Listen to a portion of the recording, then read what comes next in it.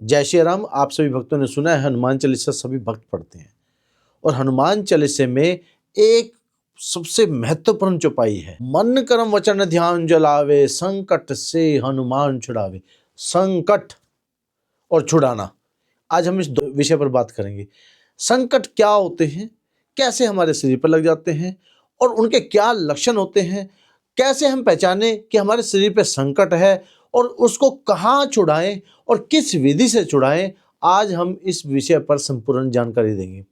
संकट, संकट मतलब आपको विपदा में डालने वाला, आपको नुकसान पहुंचाने वाला, आपके हमेशा बुराई में चलने वाला और आपको हमेशा मतलब कष्ट में, पीड़ा में, बीमारी में आपके पैसे को खराब करवाना, ये संकट के लक्षण है। संकट जब भी आएगा आपके घर में विनाश पैदा करेगा, घर में लड़ाई झगड़ा करवाएगा, ये घर के अंदर आप बीमारियां पैदा कर देगा। आप देखेंगे हंसता खिलता घर है, उस घर के अंदर बीमार होने लगे लोग।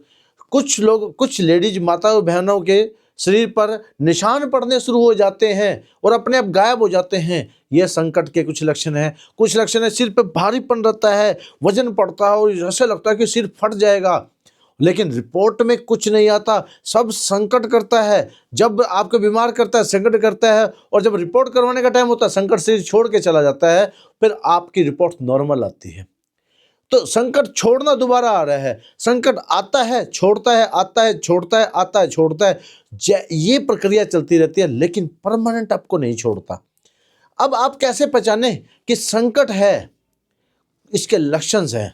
सबसे पहले अगर आपके सिर पर वजन पड़ता है, भारीपन पड़ता है, तो वो संकट है।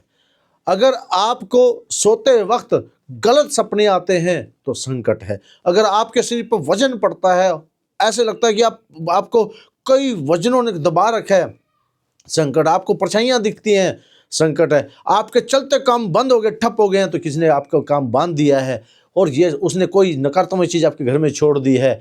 ये सारी चीज़ें देखिए कैसे होता है, किस प्रकार से होता है। संकट कौन कौन करते, कहाँ कहाँ लगते हैं? चौराहे से लग जाते हैं।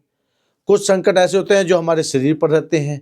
कुछ संकट ऐसे होते हैं जो हमें महसूस तो होता है कि कुछ है हमारे शरीर पर, और वो हमें किस प्रकार से हम उन्हें हटाएं, हमें उसके बारे में नहीं मालूम होता। लेकिन ये यहाँ तक तो हम समझ गए कि संकट तो होता है, और ये भी हमें पता लग गया कि हमारे साथ ये घटना घट रही है। कुछ कौन कौन सी घटना घट रही है?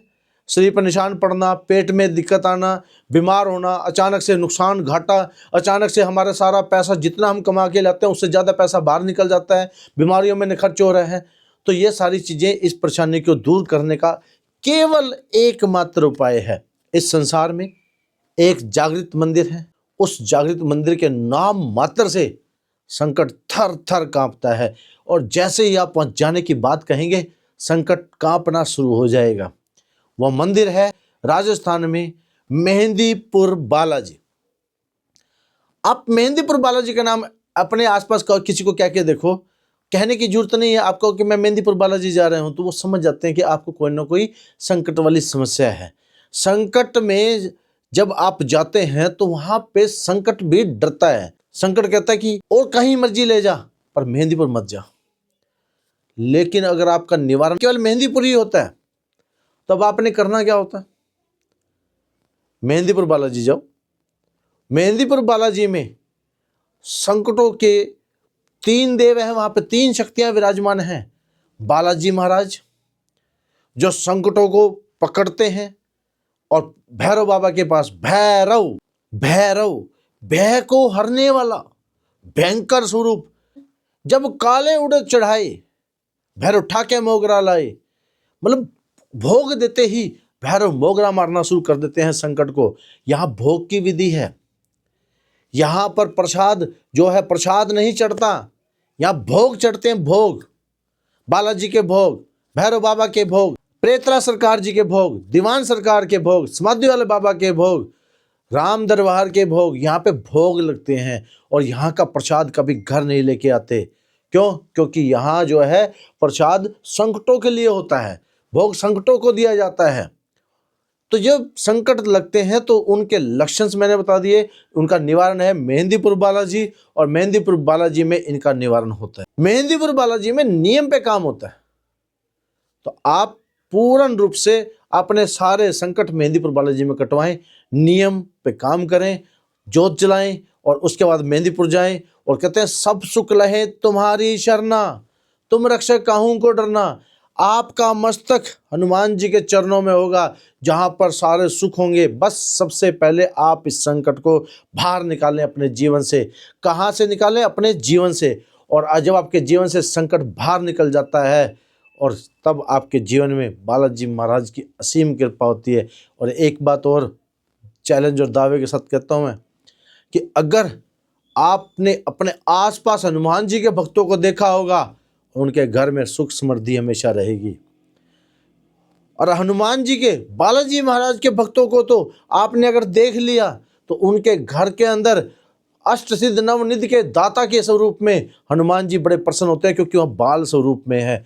और संकट वहाँ पेशी के रूप में आता है, रूप बदल के आता है। पहचान हमारा अनुभव है, वहाँ पेशी खुलती है, लोग झूमते हैं। साइंस भी फेल है वहाँ पे। क्यों फेल है? क्योंकि वहाँ पे दरबार किसका लगता है? मेहंदीपुर बालाजी का दरबार लगता है। ये तीनों शक्तियाँ मिलकर के संकट को निवारण करती हैं, छुड़ाती हैं, अपने पास रखती हैं और आपको उनसे आज़ाद करवाती हैं। बस आपने नियमों का पालन करना है। और मेहंदीपुर बालाजी चलते हैं नियम पर, और यहाँ के नियम अगर आपने सही ढंग से निभाए तो आपको संकट से निपटारा मिलता है। आपको समझ में आ गया होगा संकट क्या होते हैं, कैसे लक्षण होते हैं और कहाँ ठीक होते हैं। ये संपूर्ण जानकारी आपको पसंद आई हो, इसे लाइक, शेयर, सब्सक्राइब जरूर करें।